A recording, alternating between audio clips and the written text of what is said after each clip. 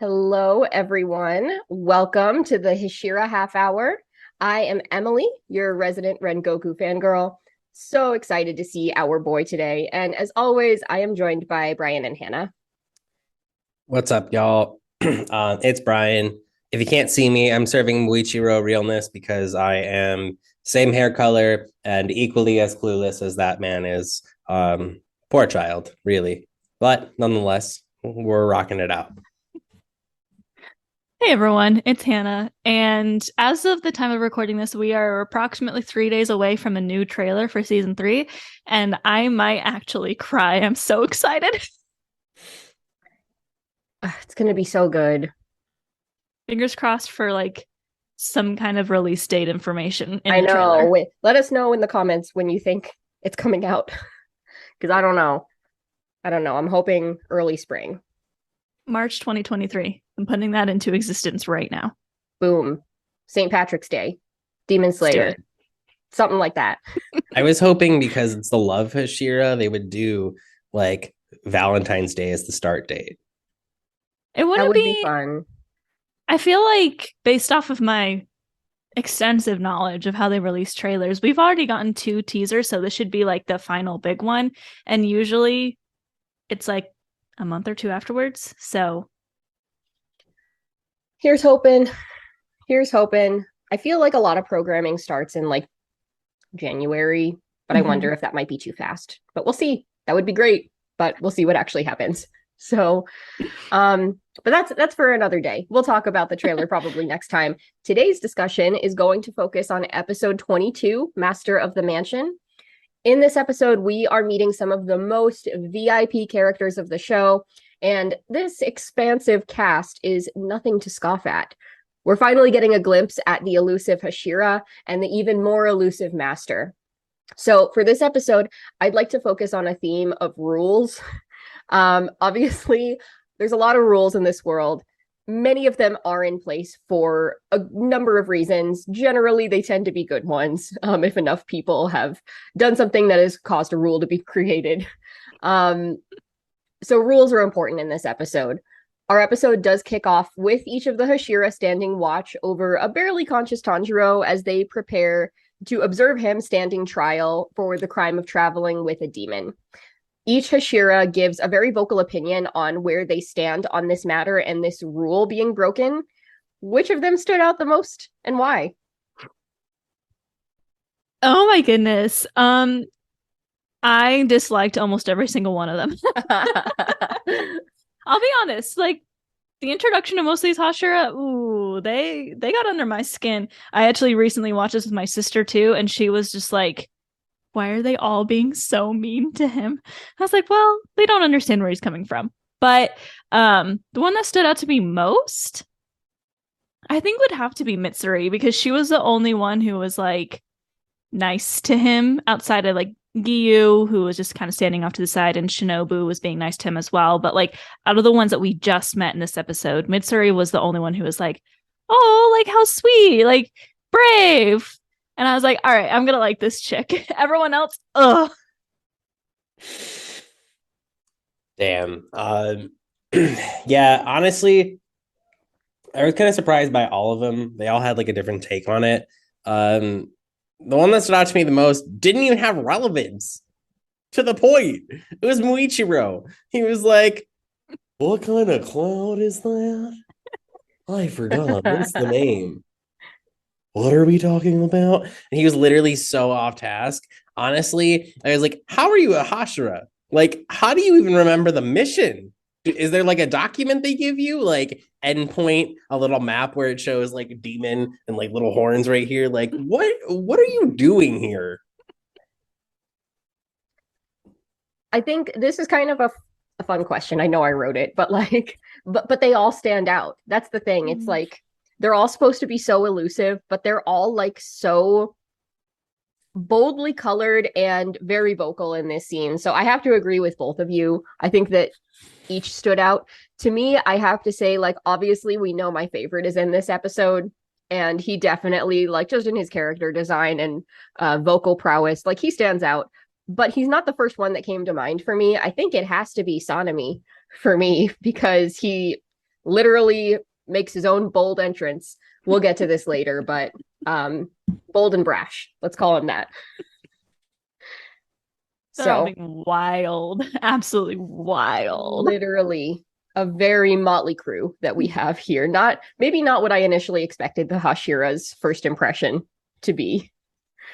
Now, regardless of where each of these Hashira stand on the actions of Tanjiro and Nezuko, and regardless of how we feel as an audience and like the background story that we have, they don't have all of that background yet. And we know that, again, like many rules, they're put into place for a reason.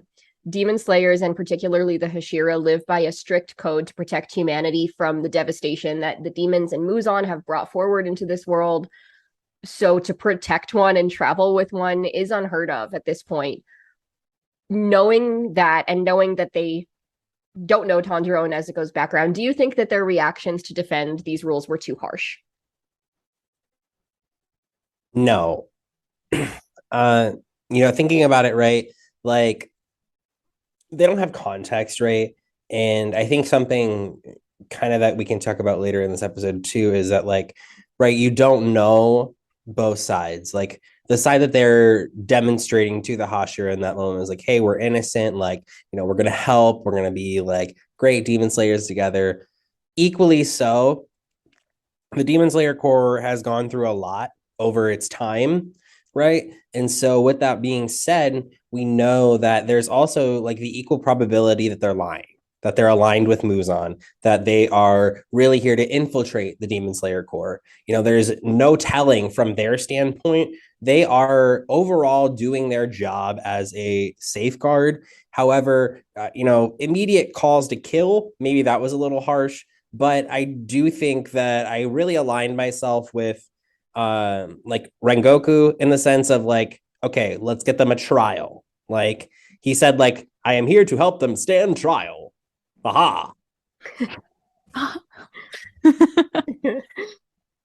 Yeah, I think that their reactions were harsh after a while of him trying to explain, but also it made sense with, like, we get the idea that they're probably all coming from backgrounds of not great experiences with demons. And Tanjiro, we've talked about it, is like the only person so far that has this experience with Nezuko, seen demons that don't hurt people, because none of them have met Tamayo or Yushiro either. And so Tanjiro has this completely different perspective that the Hashira, we're just now meeting. We've spent these 21 episodes prior to this with Tanjiro, so we're obviously going to be on his side, but that doesn't mean that everyone is. And I want to bring up kind of Avatar Last Airbender again, because it's something that comes up a lot in conversation with that as well. I see so many people like kind of hate on Katara for being so untrusting of Zuko when he joins the team in the second half of season 3.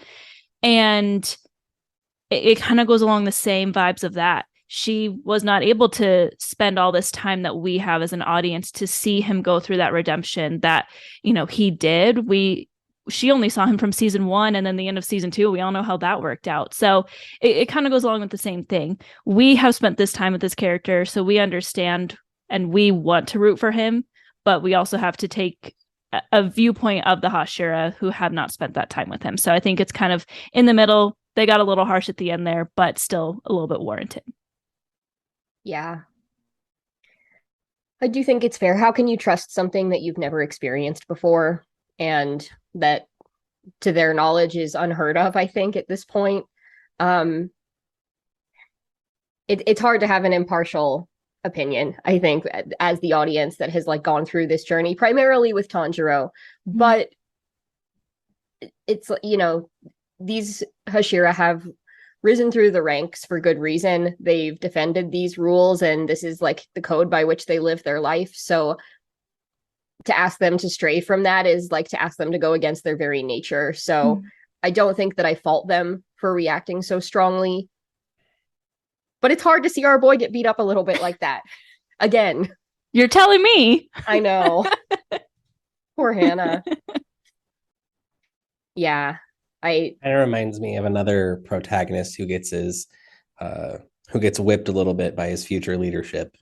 Won't say who, but I feel like this is definitely a Naruto thing.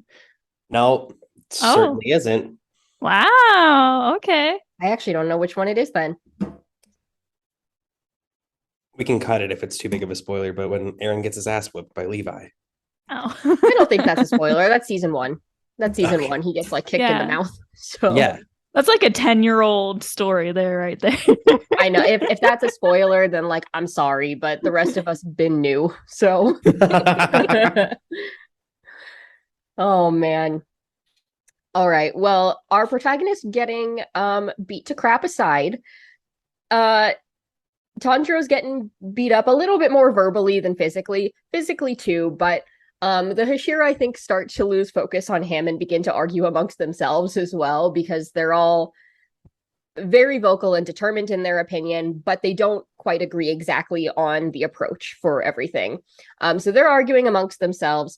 As this happens, the person that I mentioned joins the crowd for the first time. We have Sotomi coming in, and he has probably out of all of them the most aggressive approach, entering the scene with Nezuko's box literally in hand. He calls Tanjiro delusional despite hearing out his story as he's walking over along with the other Hashira, and he stabs Nezuko's box. So this pisses off Tanjiro pretty quickly, and we get to see our boy once again use his head and knock him out. Mama said knock you out.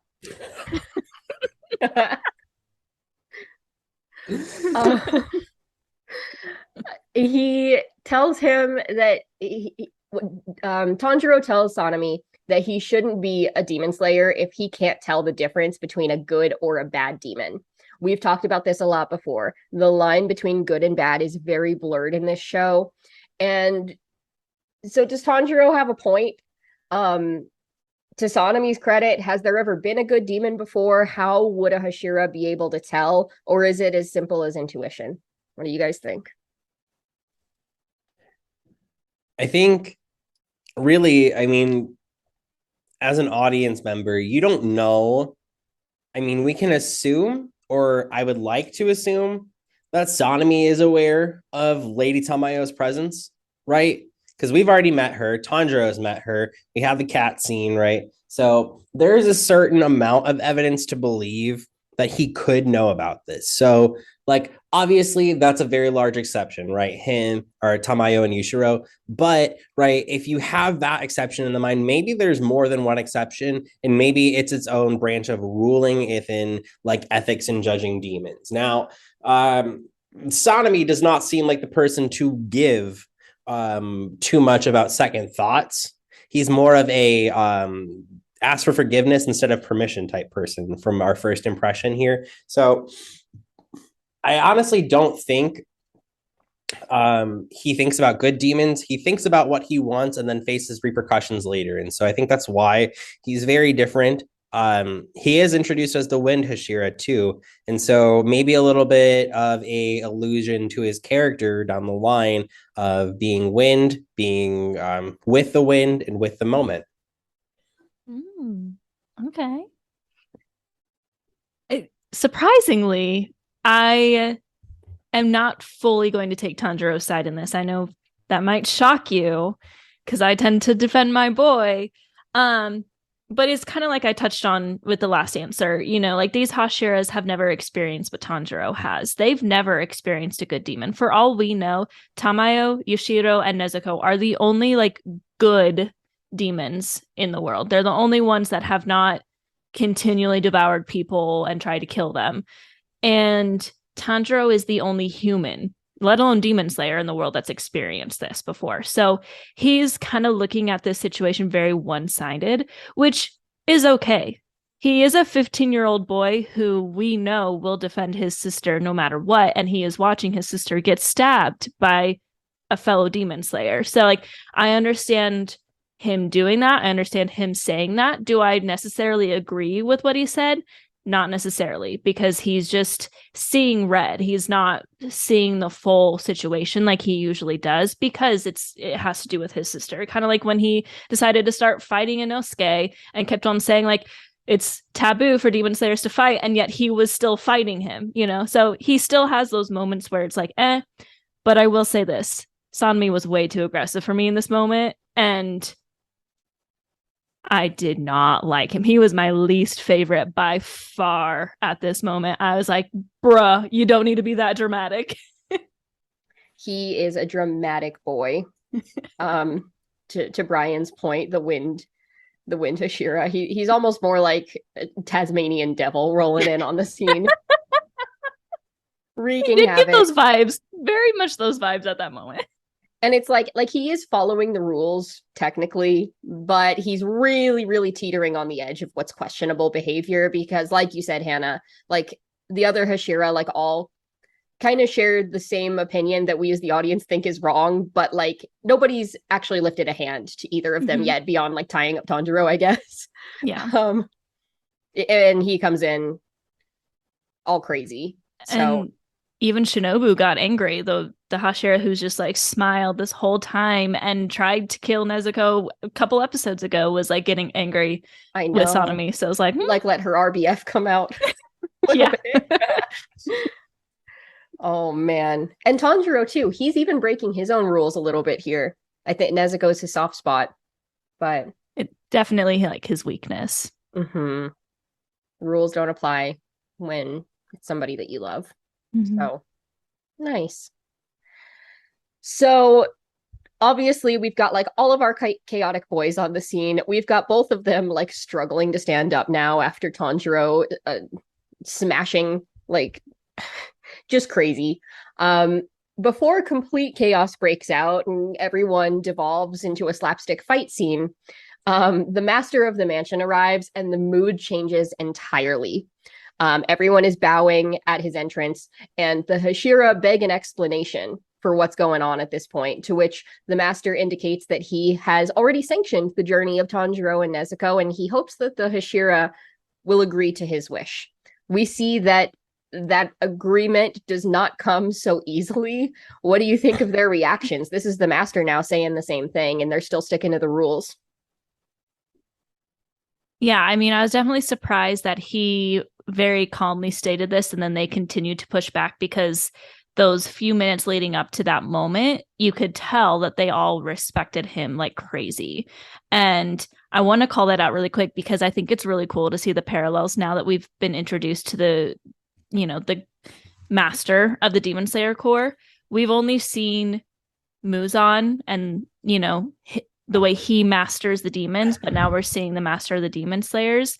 And just like the differences between clear respect for their leader and clear fear of their leader and how each one, controls their people. I found so interesting, those parallels.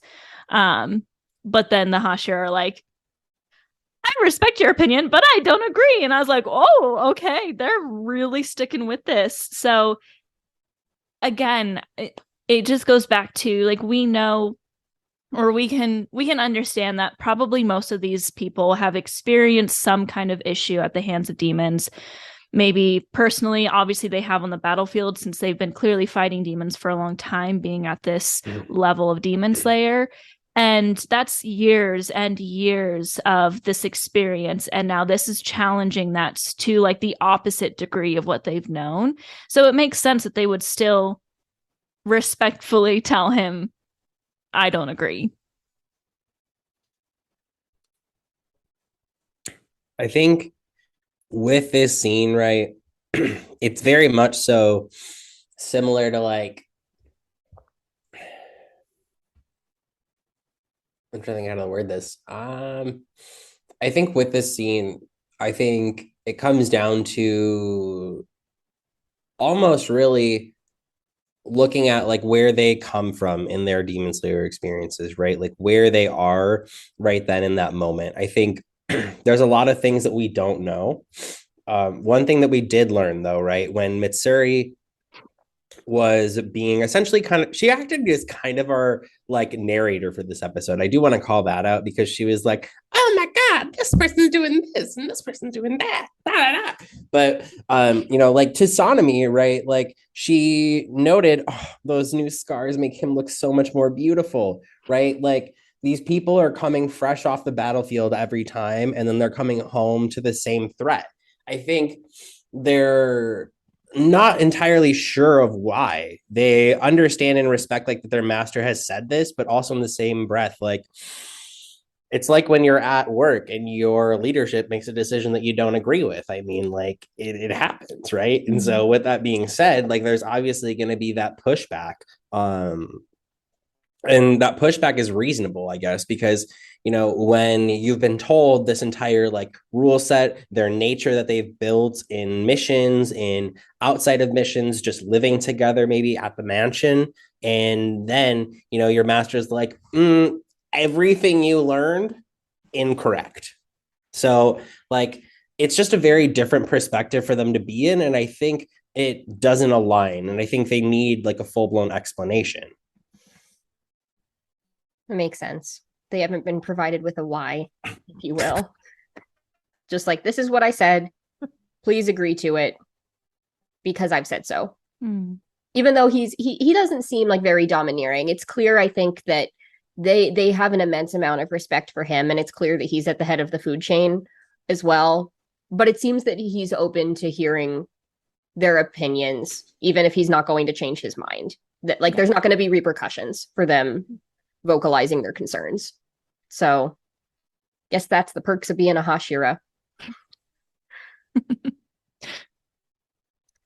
But he does follow up with a little bit more of a why, right? Like right after their initial disagreements, and we get to hear a letter read that was sent by Orokodaki, which is a fun callback. We haven't talked about him in a little while, and we know something that we know about him too is that he's a retired Hashira.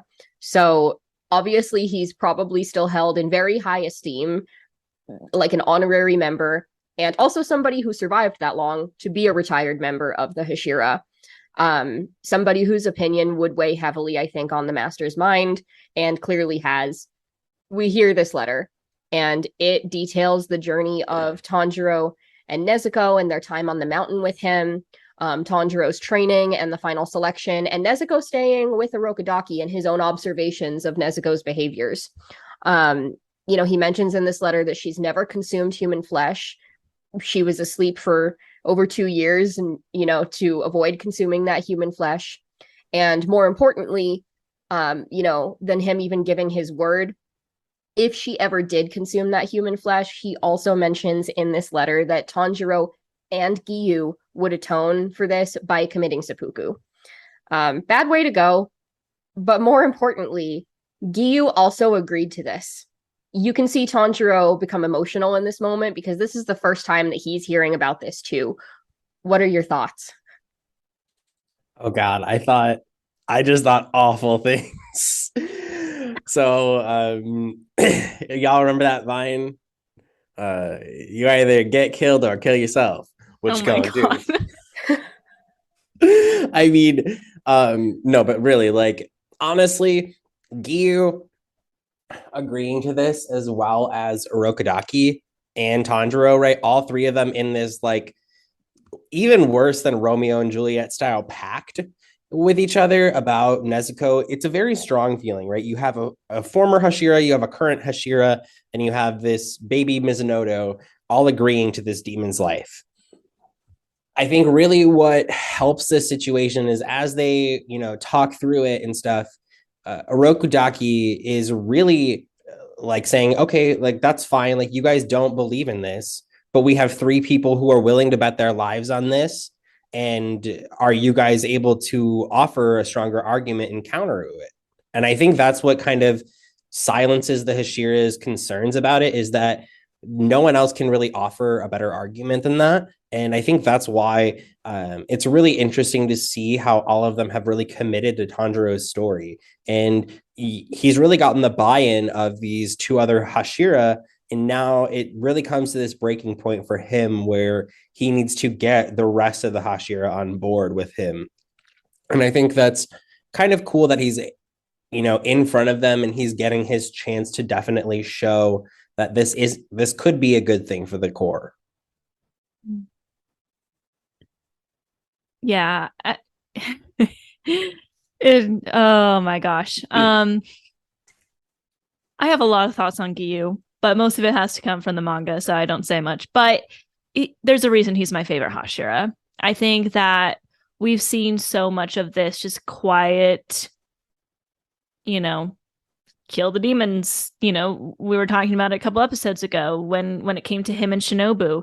It was Shinobu who kept on talking about like, oh, what if demons could be our friends? And he was just like, no, kill them. They're going to kill people.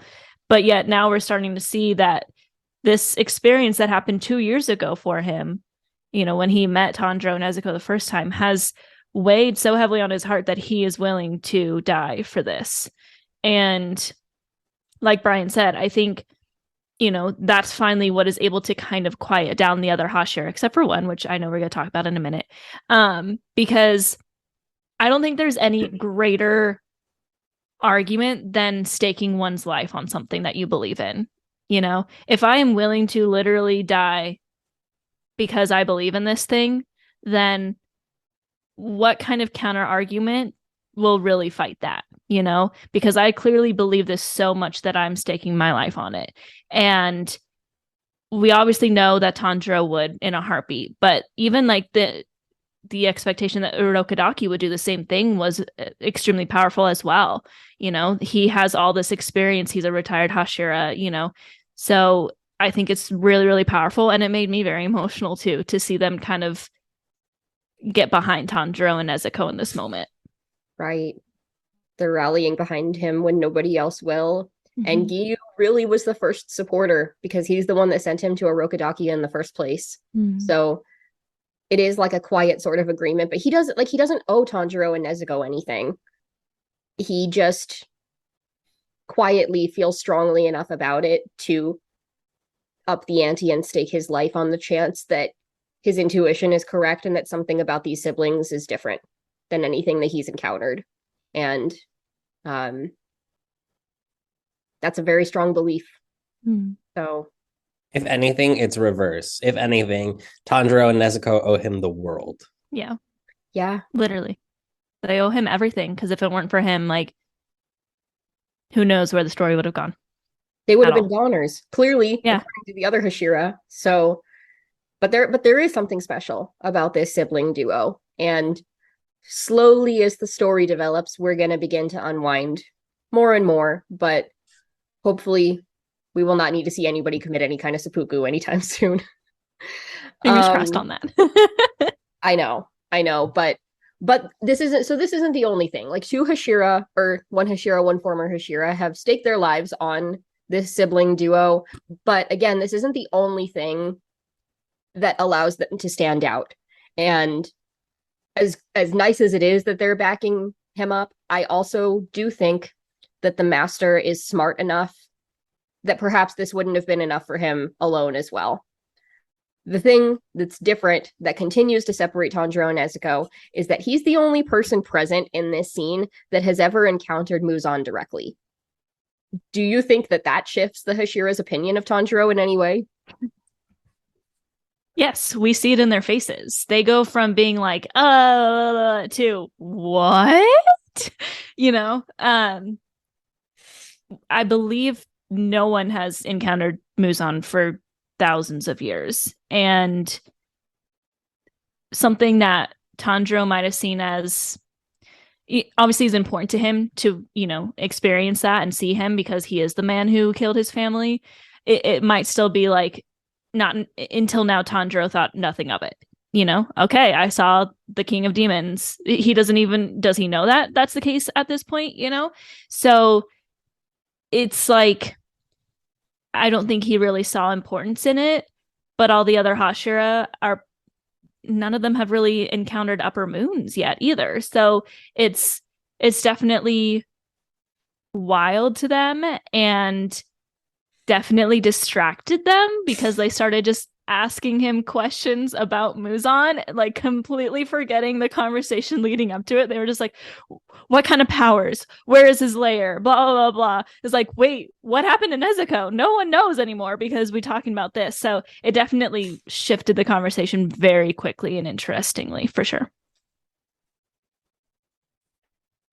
I think I was watching this morning, and I think that Rengoku's face is now branded into my brain from seeing that, because I saw his eyes just go, And I was like, surprise Rengoku. It's my new reaction to everything. Um, also, everyone's asking him these questions and they're literally like shaking him to death on the ground. Like, do you like, I think that was awesome because they're like trying to get all this information out of him, but they were also like choking him to death.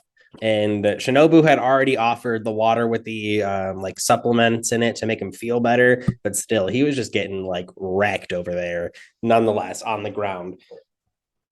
With the Hashira, though, I think it's important because they understand what that actually means. Like Hannah said, right? Like, I don't think he understands fully the scope of like Muzan's power and reach. Like, we've seen that he has control over most of these demons, but like knowing control versus knowing like what that control looks like on every level is very different.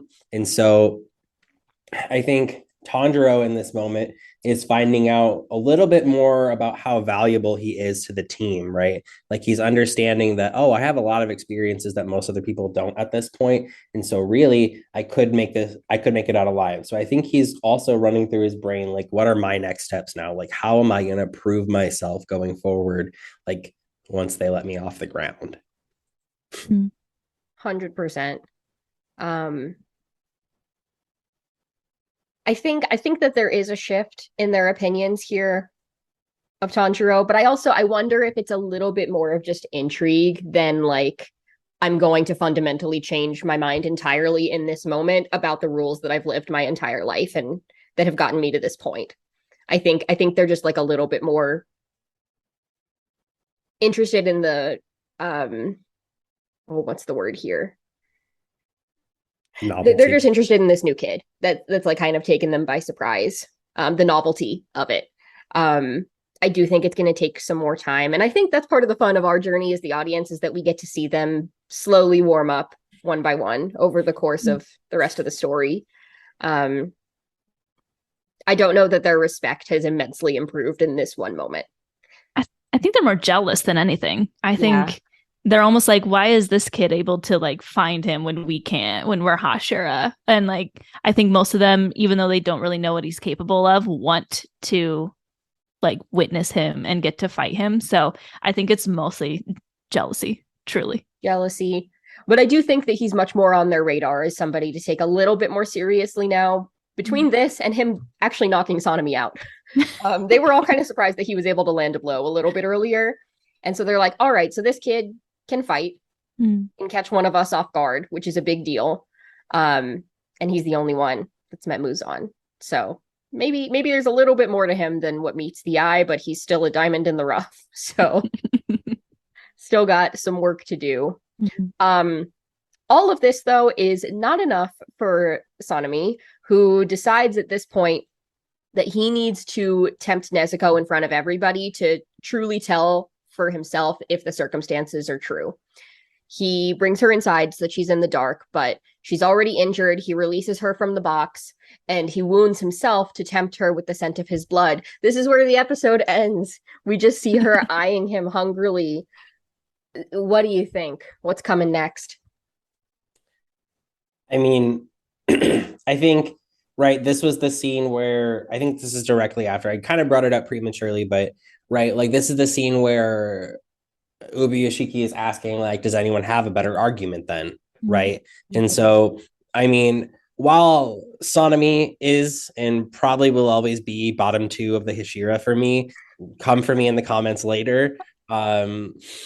This is exactly why, because first off, like, can't you just have some faith in him? But I do still respect him for like, okay, like maybe I don't have a better argument, but I mean, he said, let's mess around and find out.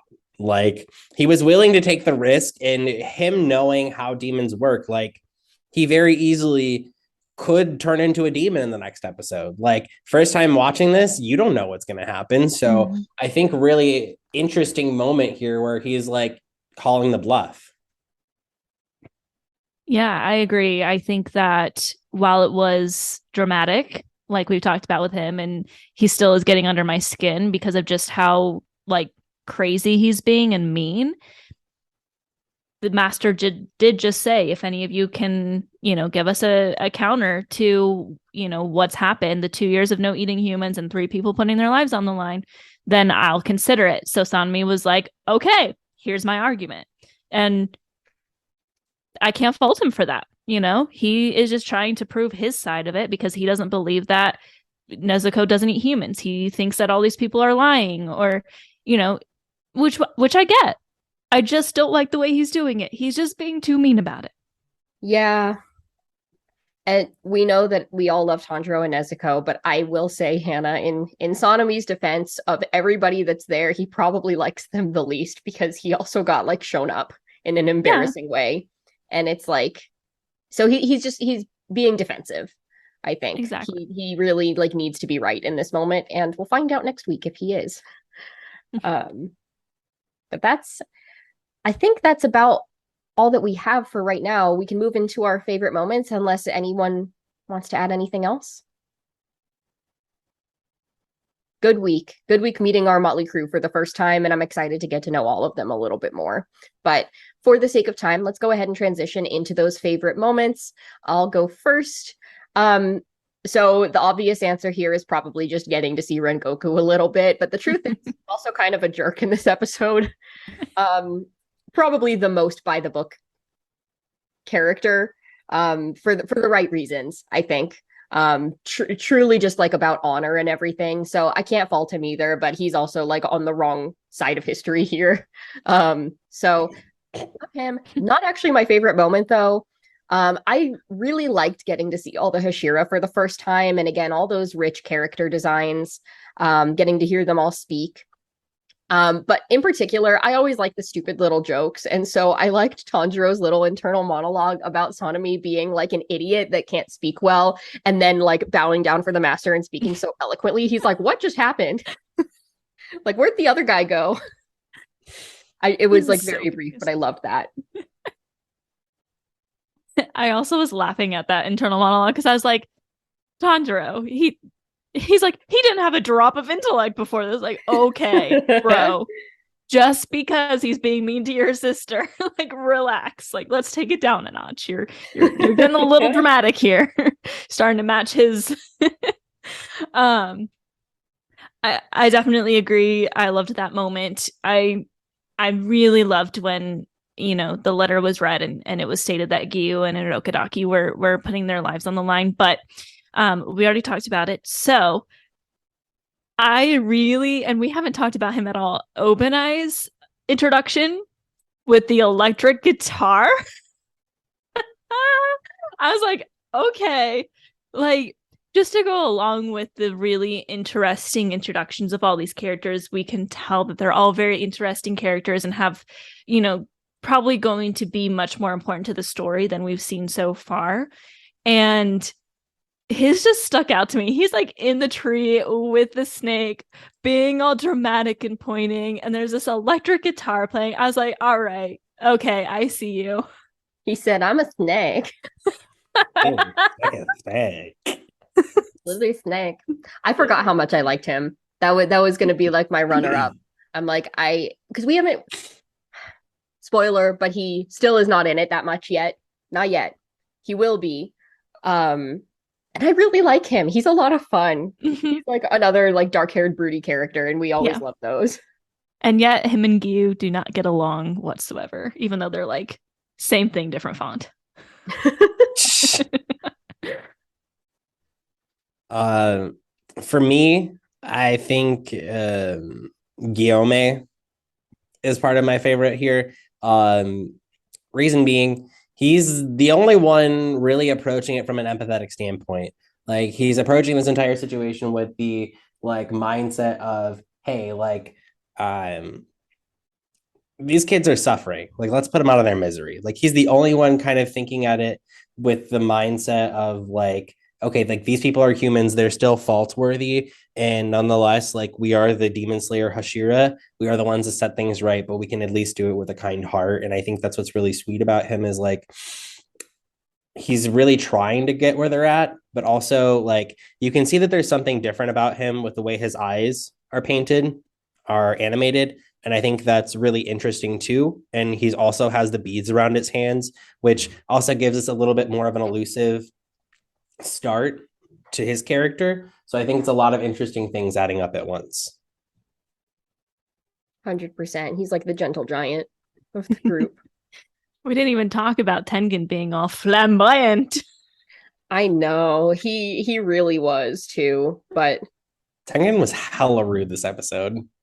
He honestly, was. so was everybody, and I think that that's going to make all of their arcs when we get to them so much more fun because it allows them to be a little bit warmer than what we've seen. Not a good first impression, basically. It was a very rough introduction to pretty much all these characters, including Rengoku. Like all of them were just being a little bit intense.